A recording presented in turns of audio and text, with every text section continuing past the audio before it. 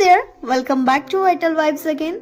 So actually this video is about an outline of Calcarea carp as you have seen in the thumbnail. In this video I have tried to put forth a portrait of Calcarea carp in my own language, whatever I have understood after reading many books and whatever I have said, I have tried to sum up it with you. So let's begin. So Calcarea carp patient कसं तुमच्या समोर approach करेल, कसं तुम्हाला reflect करेल स्वतःचे characteristic symptoms, हे आपण ब्रीफ मध्ये बघूया. Let's see. So first what you have to do while the patient enters your room, you have to catch his energy. तो डल आहे, स्लगिश आहे, वीक आहे, कसा आहे. कॅल्केरिया कार्पचा स्लगिश आहे, तो हळूच खुर्ची काढेल, हळूच बसेल आणि थकल्यासारखा बसेल, कारण की प्रोस्ट्रेशन मार्क्ड आहे ना, वीकनेस आहे, लेझी आहे, आळशी आहे, टेकून पण बसू शकतो आणि फेअर असू शकतो, फ्लॅबी म्हणजे जाडसर गोरा, आणि विचारताना सांगेल की मला चॉक, कोळसा आणि माती, अनडायजेस्टेबल थिंग्स अशा खाऊ वाटतात, अंडी, किंवा मग दुधामुळे मला त्रास होतो, उलटी येते आणि मला कुठल्याही कामामध्ये रुची वाटत नाही आणि मला थंडीचा भरपूर त्रास होतो आणि माझा जो घाम येतो त्याच्यामुळे इतका घाम येतो की माझी उशी ओली होते घामामुळे, डोक्यामध्ये डॅन्ड्रफ आहे, खाज आहे आणि त्याला असं सतत वाटत असतं. तो तुम्हाला सांगेल की मला ना सतत असं वाटतं की माझंच नशीब फुटकं आहे, बाकी सगळ्यांचं चांगलं होतं, माझं होत नाहीये. आणि जर कुणाला सर्दी झाली ना तर मी त्याच्यापासून 2 हात लांब राहतो, त्याची सर्दी मला पटकन कॅच होते ना, त्यामुळं मी अशा लोकांपासून थोडंसं लांबच राहतो.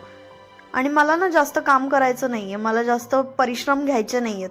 काम केलं ना तर मग मला आणखी, मी थोडासा आळशीच आहे, मला आणखी त्रास होऊ शकतो, माझं डोकं गरम होऊ शकतं, त्याच्यामुळे माझं कधी कधी ना माझे पाल्पिटेशन्स वाढतात, शरीराचे हृदयाचे ठोके वाढतात आणि मी सतत विसरतो. मला जर एखादी लिस्ट दिली असेल कोणी आणण्यासाठी तर ती सुद्धा मी विसरतो, माझ्या लक्षात काही राहत नाही आणि मला तितकी एनर्जी पण नसते की मी कुठं जाऊन काहीतरी करेल, आणेल.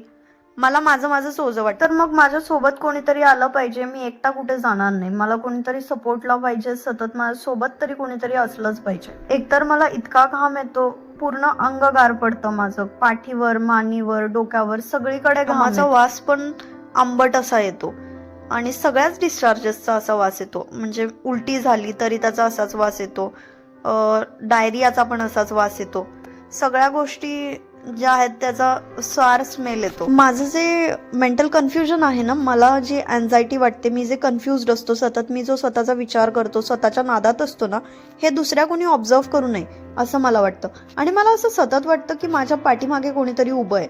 जेव्हा मी डोळे बंद करतो त्या टाइमला मला असे वेगळे चेहरे, माणसं दिसतात आणि मी ते सतत थिंक करत असतो. थिंकिंग खूप माझं अवघड होतं. त्यानंतर असं वाटतं की मी स्वतःचे सेन्सेस गमावेल, मला घरी जायची इच्छा असते, सतत रडू येतं, मूड तर माझं मिनिटाला चेंज होतं, मला कुठलंही काम करू वाटत नाही, मला इरिटेशन होतं, राग येतो, तिरस्कार वाटतो, स्वतःबद्दल, दुसऱ्यांबद्दल इंडिफरन्स वाटतो. मला स्वप्न सुद्धा काहीतरी विचित्रच पडतात, जसं डेड बॉडीज पडतात किंवा मेलेली लोक, आणि असं वाटतं की काहीतरी वास येतोय डेड बॉडीजचा.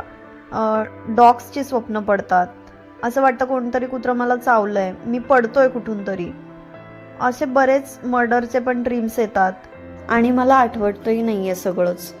त्यामुळे जसं जसं आठवेल तसं तसं मी तुम्हाला जेव्हा नंतर येईन तेव्हा नक्की सांगेल. आता तर मला फक्त एवढं वाटतं की मी वेडा व्हायचं राहिलोय, मला असं वाटतंय मला वेडच लागेल. So that was all about calcarea carb. Thank you for listening patiently. Let's catch up in next video. Thank you. Keep watching.